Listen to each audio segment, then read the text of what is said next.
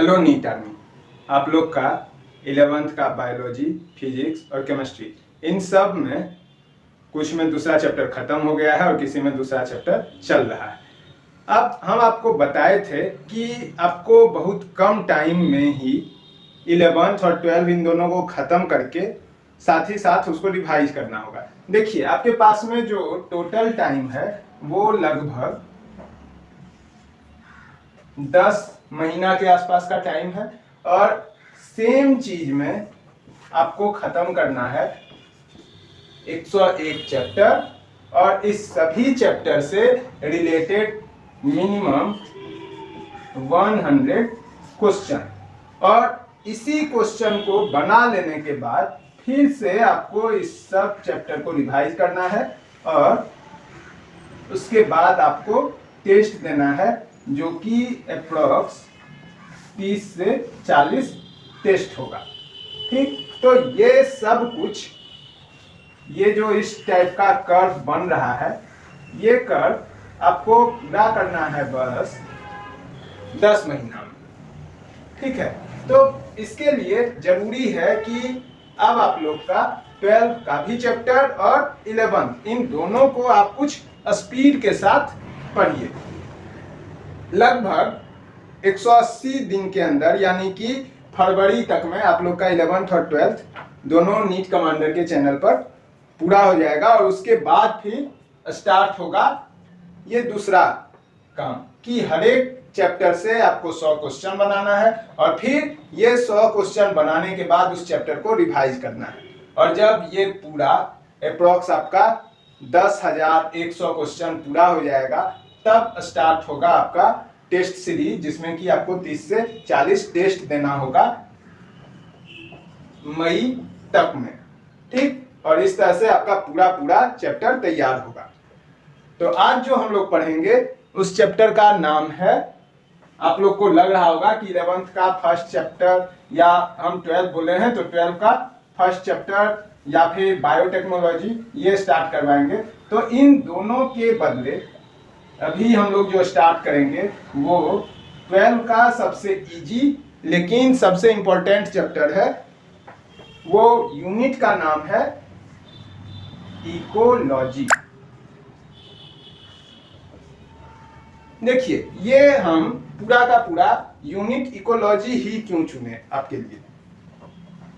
Ecology जो है ये बस 4 चैप्टर का कलेक्शन है आपके एनसीईआरटी में, और इससे अप्रॉक्स अगर हर एक चैप्टर से आप क्वेश्चन देखिए तो कम से कम 2 क्वेश्चन हर एक चैप्टर से आता है, यानी कि 8 से 10 क्वेश्चन, और ये जो 10 क्वेश्चन है वो 40 मार्क, यानी कि आपके लिए ये पूरा का पूरा चैप्टर 40 नंबर का है।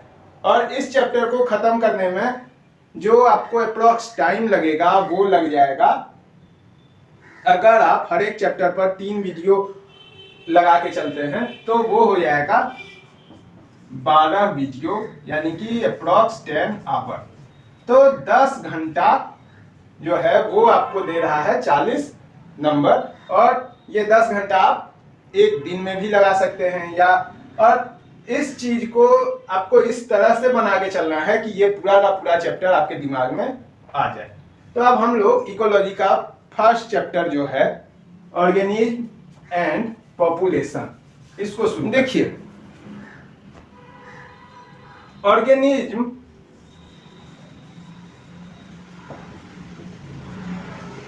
को सबसे पहले समझते हैं, तब हम लोग ऑर्गेनिज्म से आगे बढ़ेंगे पॉपुलेशन की तरफ। ऑर्गेनिज्म होता क्या है, अगर आपको याद होगा, आप अपने 9th क्लास में जो चीज पढ़े हैं उसके बेस पर ऑर्गेनिज्म को समझिए। वहां पर अगर आपको याद होगा, आप क्लासिफिकेशन के चैप्टर में अगर पढ़े होंगे तो जो सबसे बेसिक था क्लासिफिकेशन में वो था स्पेसीज।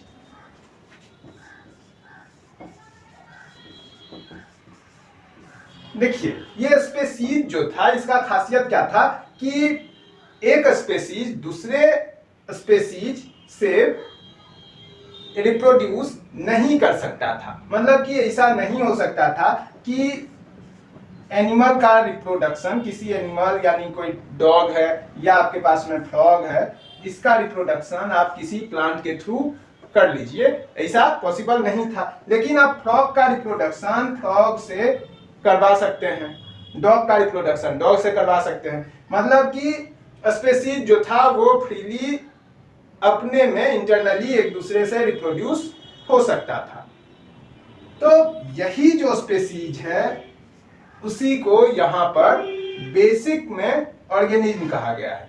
ठीक है, मतलब कि हर एक स्पेसीज जो है वो एक इंडिविजुअल ऑर्गेनिज्म है।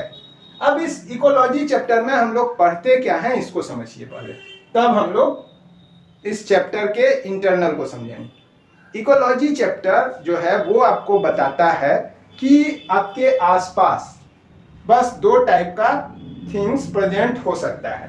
फर्स्ट जो लिविंग हो और सेकेंड जो नॉन लिविंग है। ठीक है, अब ये जो है उसको एक दूसरा नाम दिया गया बायोटिक, और इसको एबायोटिक। ठीक है, अब ये दोनों कुछ एक दूसरे से इंटरेक्ट होते हैं। इंटरेक्ट का मतलब कि लिविंग थिंग जो है वो नॉन लिविंग थिंग से कुछ लेता है और कुछ उसको अपने तरफ से डोनेट करता है, और नॉन लिविंग थिंग भी कुछ लिविंग थिंग को देता है और लिविंग थिंग से कुछ अपने में इंक्रीज करवाता है।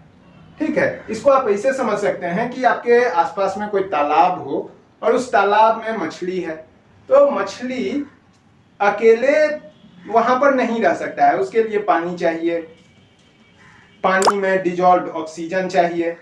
अब ये कुछ जो है नॉन लिविंग है, पानी आपको पता है लिविंग थिंग नहीं है, डिजॉल्व ऑक्सीजन भी लिविंग थिंग नहीं है, लेकिन ये किसके जिंदा रहने के लिए जरूरी है? उसमें रहने वाले मछली के लिए। तो यहाँ पर ये पानी और डिजॉल्व ऑक्सीजन इंटरेक्ट होना शुरू हो गया मछली से, और वो मछली लिविंग थिंग है। इसी के इंटरेक्शन को हम लोग पढ़ते हैं इकोलॉजी में। यानी इकोलॉजी जो है वो स्टडी है किसी स्पेसिफिक प्लेस पर या किसी भी रीजन में बायोटिक और एबायोटिक थिंग के इंटरेक्शन का। अब ये चीज जो होता है अलग अलग लेवल पर होता है। जैसे आप इसको इस तरह से समझिए, आपके पास में एक सिंगल ऑर्गेनिज्म है, जैसे कि अगर आप किसी अपार्टमेंट में रह रहे होंगे या किसी मोहल्ले में रह रहे होंगे तो वहां पर आप देखिएगा तो बहुत सारे ह्यूमन बीइंग है। तो सिंगल जो है कोई भी ऑर्गेनिज्म वो बनाता है इंडिविजुअल। ठीक, मतलब वो इंडिविजुअल ऑर्गेनिज्म है तो उसको हम लोग बोलेंगे इंडिविजुअल। इंडिविजुअल ऑर्गेनिज्म अगर बहुत सा जुड़ जाए तो वो बनाएगा पॉपुलेशन।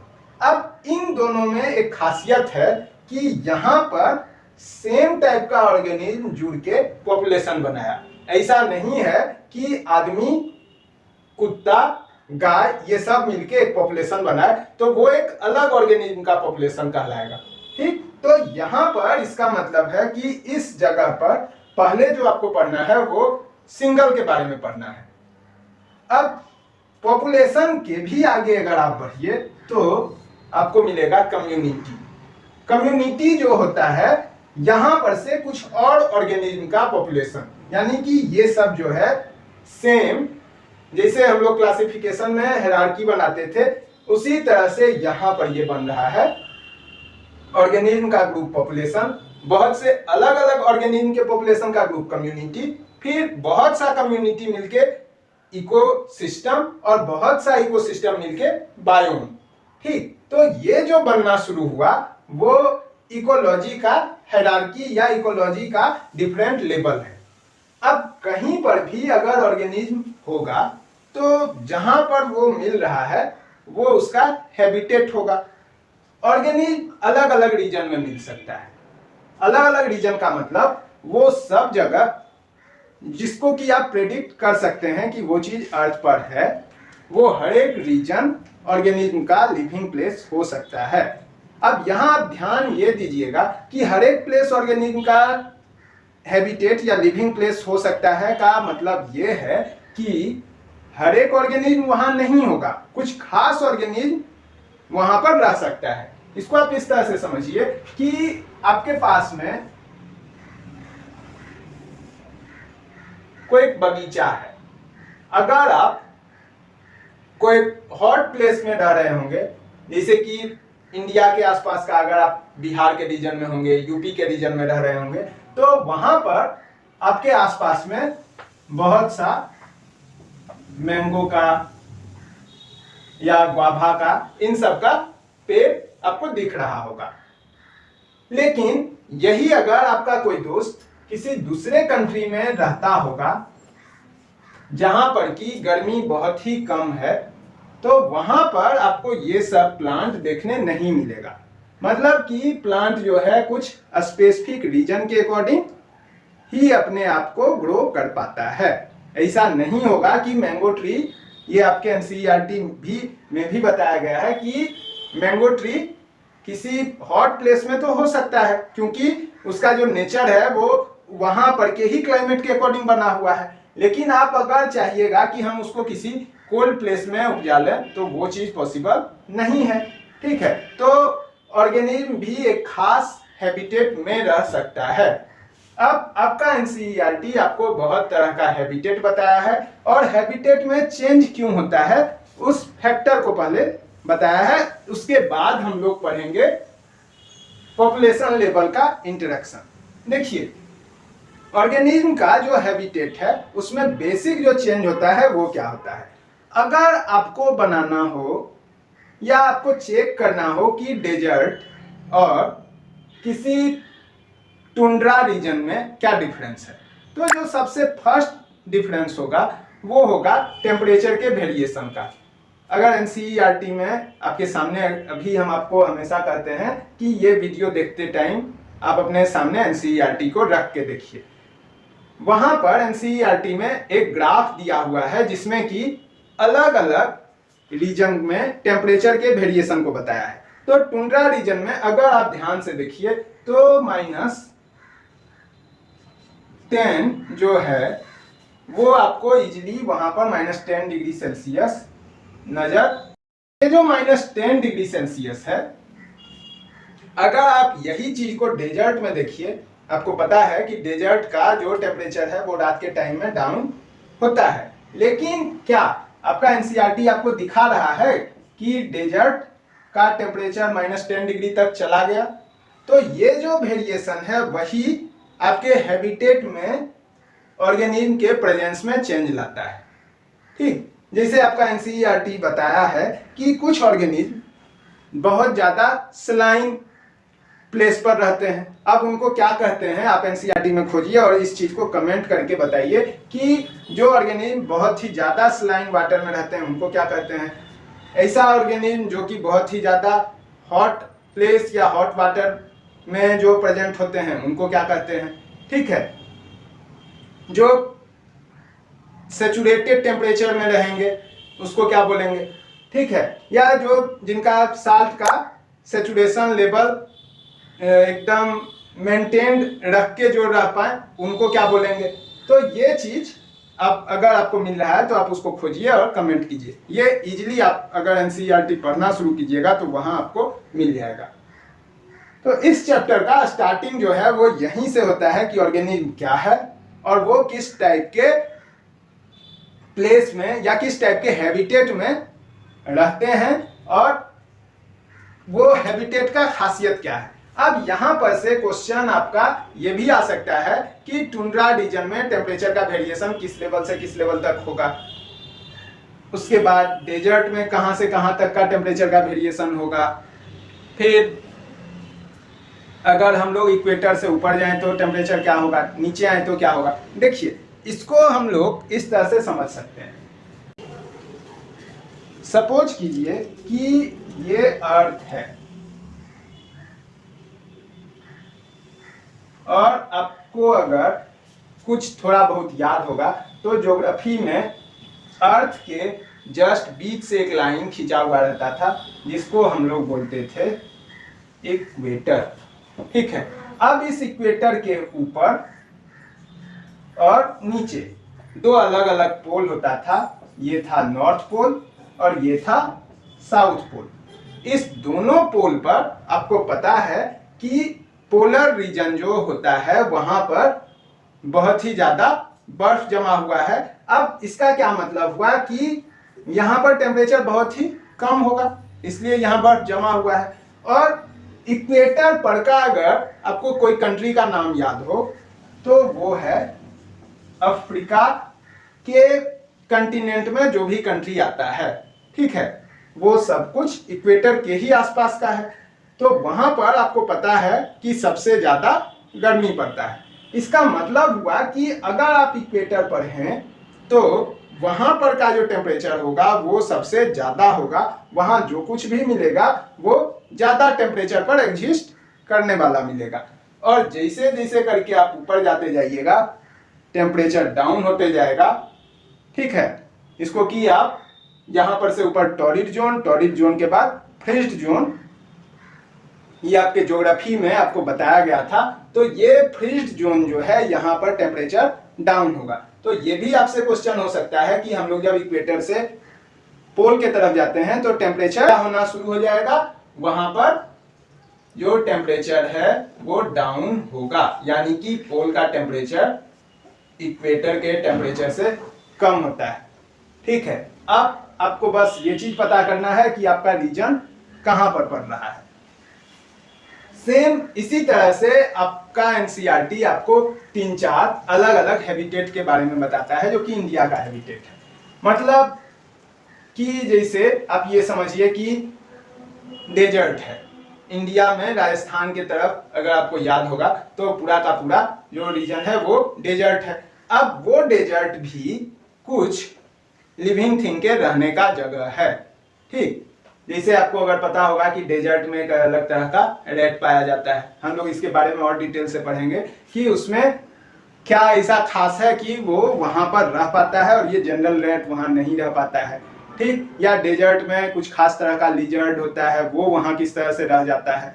अगर आप उसका पिक्चर देखे होंगे या आप कभी नेशनल ज्योग्राफी सर्च करते होंगे तो उस चैनल पर आप जनरली देख लिए होंगे उन लोग को, कुछ खास तरह का स्नेक वहां मिलता है। तो वो सब किस तरह से अपने आप को वहां रख पाता है, इसको हम लोग इसके आगे पढ़ेंगे कि ऑर्गेनिज्म किस तरह से अपने आप को किसी रीजन में रहने के लिए बना पाता है, किस चीज को वो एडेप्ट करता है, ठीक है। तो यहाँ पर हम लोग बेसिकली समझे कि इक्वेटर का टेम्परेचर कैसा है और वहां पर किस टाइप का ऑर्गेनिज्म एग्जिस्ट करेगा, ठीक है। आपका एनसीईआरटी जो बताता है कि 50 डिग्री सेल्सियस से भी ज्यादा यहाँ पर टेम्परेचर हो जाता है, ठीक है।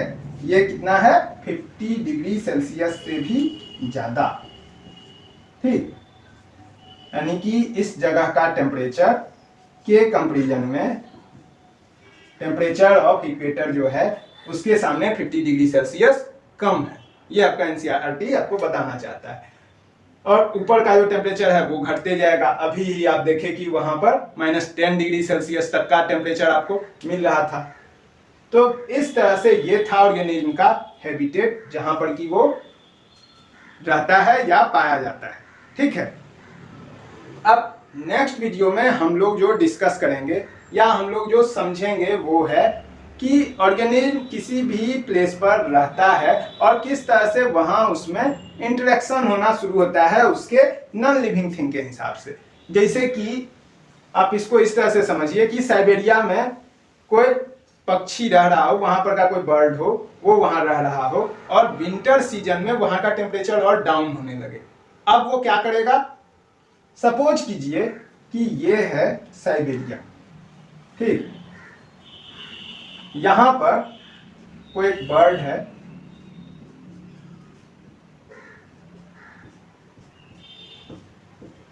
ये यहां रह रहा है। अब अगर इसका टेम्परेचर डाउन होने लगा और ये डाउन होके अगर हो गया -1 डिग्री सेल्सियस या -2 डिग्री सेल्सियस, अब ये बर्ड क्या करेगा, यहां पर से उठ के चलना शुरू कर देगा। मतलब वो उड़ते हुए एक ऐसे रीजन को जाके खोजेगा जहां पर का की टेम्परेचर इसके अकॉर्डिंग हो।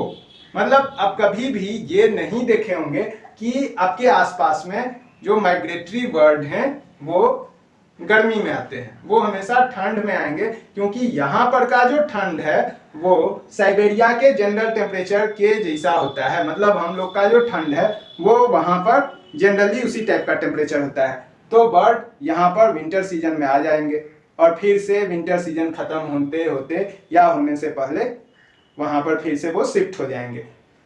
तो इन सबको क्या बोला जाता है, या कहीं पर फूड ज़्यादा मिल रहा है और कहीं पर कम है, तो उस तरह से वो लोग किस तरह क्या करेंगे, कहाँ पर चले जाएंगे, इस प्रोसेस को क्या बोलते हैं, किसको माइग्रेशन बोलते हैं, किसको इमिग्रेशन बोलते हैं, किसको इमिग्रेशन बोलते हैं।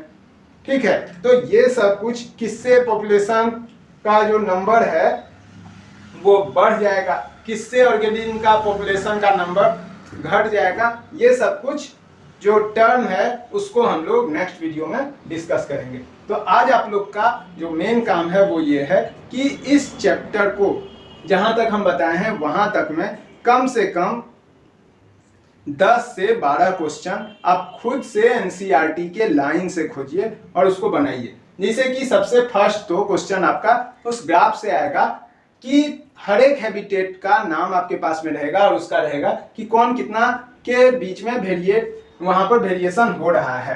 जैसे डेजर्ट है, डेजर्ट का टेम्परेचर का हाईएस्ट पॉइंट और लोएस्ट पॉइंट क्या है, टुंड्रा का हाईएस्ट लोएस्ट क्या है, जो डेसिडुअस फॉरेस्ट है उसका हाईएस्ट और लोएस्ट टेम्परेचर का रेंज क्या है। तो ये कुछ आपको पढ़ना है। राजस्थान यहाँ पर किस टाइप का हैबिटेट मिलेगा, ऐसा ऑर्गेनिज्म जो कि बहुत ही ज्यादा सलाइन वाटर में रहता है वो क्या होगा, इक्वेटर पर टेम्परेचर कितना हो सकता है, ये भी आपका क्वेश्चन हो सकता है। तो इस तरह से आपको बस इतना पेज के अंदर कम से कम 10 से 20 स्टेटमेंट बेस्ड क्वेश्चन खुद से बनाना है। तो आज आप लोग बस इतना ही कीजिए।